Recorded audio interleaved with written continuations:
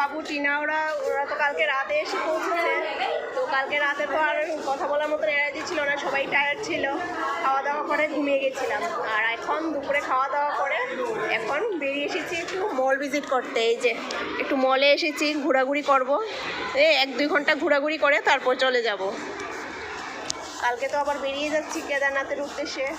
তো আজকে একটু 1-2 ঘন্টা একটু ঘোরাঘুরি করে তারপর ঘরে গিয়ে একটু গোছানো আছে, সেই গোছানো শেষ করে খাওয়া দাওয়া করে আবার তাড়াতাড়ি আজকে ঘুমিয়ে যেতে হবে, কারণ কালকে সকালে আবার 2:30-3টে নাগাদ বেরিয়ে যাব, ভোর ভোর। তার জন্য আজকে তাড়াতাড়ি ঘুমিয়ে যাব। কিছু কিনবি? কি হয়েছে গিনু, কি খাচ্ছ? French fry. আমরা এখন বসলাম একটু স্ন্যাক্স খেতে। ওরা দুজন খাচ্ছে ফ্রেঞ্চ ফ্রাই, গিনুর বাবা খাচ্ছে চায়, আর আমরা খেয়েছি কুলফি। আমরা 3জন খেয়েছি কুলফি।